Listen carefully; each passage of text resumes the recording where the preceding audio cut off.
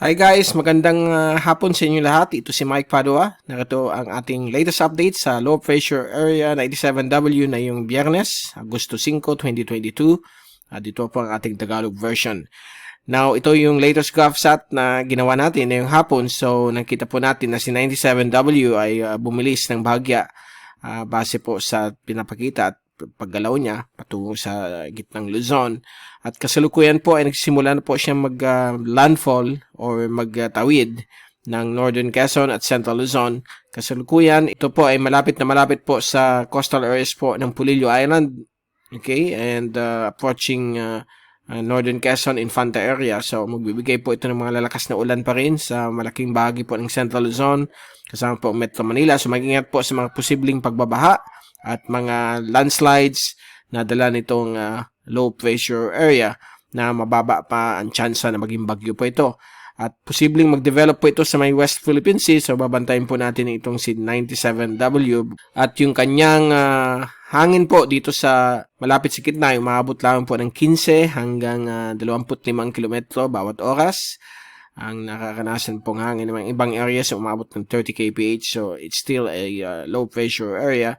So, itong trough nakasama ni LPA 97W, bibigay po dito ng mga malalakas pa rin na ulan sa northern Palawan, Mimaropa, Bicol Region, at ibang bahagi po ng Kabisayaan na may mga areas po nagkakaroon ng mga pagbaba dahil lang sa ulan na dala nitong si LPA 97W.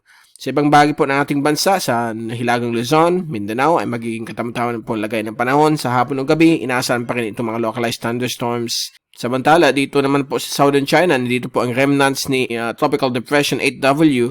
Nag-standby lang po siya dito at inaasahan pong malulusaw lang po ito at nagbibigay rin mga lalakas na ulan sa katibugang China. At yung southwest monsoon ay medyo hindi pa masyado na-activated, but once na mag-emerge itong si 97W sa dagat China o sa West Philippine Sea, inaasahan po itong mag-activate po itong hanging habagat. Magpapaulan pa rin sa Mimaropa at kanluran bahagi po ng Kabisayaan. Kasama rin po ang katibugang bahagi po ng Kabikulan. Samantala, may high pressure po dito sa may Okinawa. Nagbibigay magandang panahon sa Batanes at Babuing Cubaba Islands.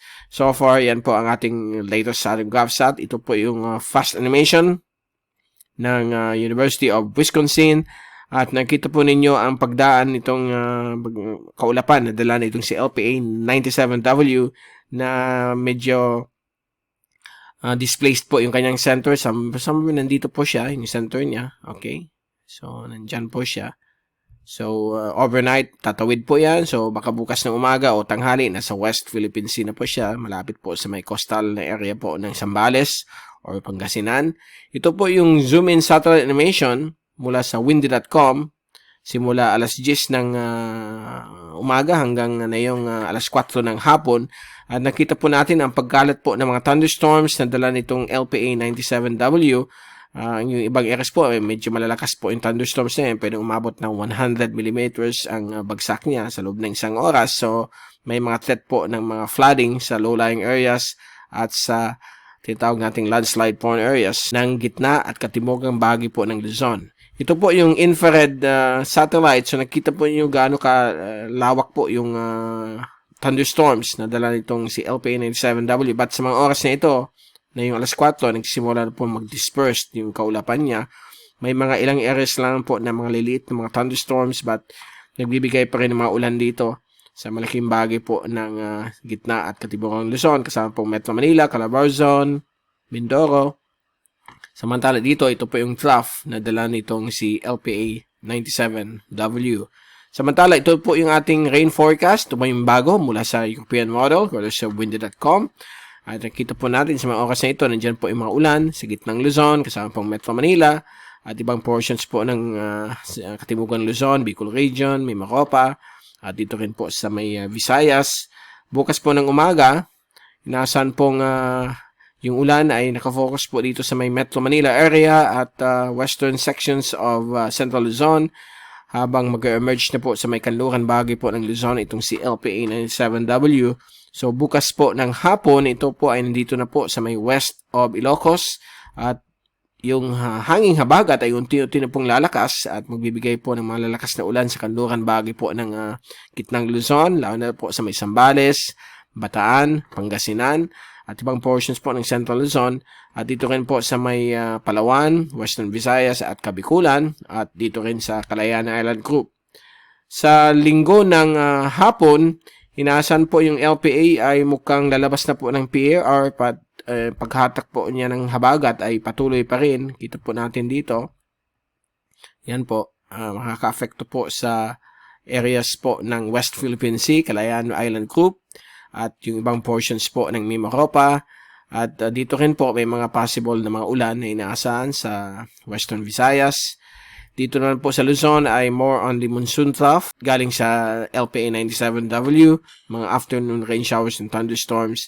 Sa Lunes po ng hapon, ayan na po si LPA 97W magre-reorganize bilang isang malaking LPA. Possible ay magiging isa po siyang monsoon depression na yung ulap po nasa periphery ng sirkulasyon niya. So ito na po yung tinatawag nating habagat. Okay, nakikita po natin itong epekto ng habagat. So apektado po ang kanluran bahagi po, especially yung coastal areas ng Western Luzon. Kasama po dyan ang Pangasinan, Zambales at Bataan. So dito po sa may Mimaropa area, medyo humihina na po ang habagat, although may mga thunderstorms pa rin, mga ulan na inaasahan. Kasama po ang Western Visayas at dito rin po sa may kanluran bahagi po ng Kabikulan. Although dito po sa may Eastern Visayas at Mindanao, ito po ay more of a localized thunderstorms na po yan na inaasahan sa Lunes ng hapon. So nandito lang po sa kanluran bahagi po ng Luzon ang epekto ng habagat na dala nitong si LPA 97W. So babantayin po natin ito kung magiging ganap na bagyo po ito sa may kanluran ng ating bansa. But hindi na po ito makaka-apekto. Simula sa Lunes, ito ay pupunta sa general direction po ng southern China. So nakita po niyo sa Tuesday, nandiyan na po siya approaching Hainan in southern China.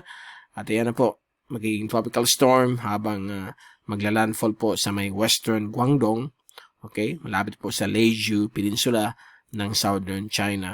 But still, nandyan pa rin yung habagat sa Miyerkules, Martes, at yung mga localized thunderstorms naman po mag-resume sa Kabikulan, Visayas, at Mindanao. So, huwag kayong magulat kung bakit araw-araw may mga thunderstorms po tayo dahil po nasa La Nina pa po tayo. Okay, so yan po ang ating latest sa ating LPA 97W. At babalik ulit tayo bukas, Sabado, para ibigay sa inyong pinaka-latest dito sa LPA. Mula sa Typhoon 2000, ito si Mike Padua nagpapaalam. Mag-ingat po tayong lahat. Be #weatherwiser. At maraming salamat po sa pagpanood sa aking channel.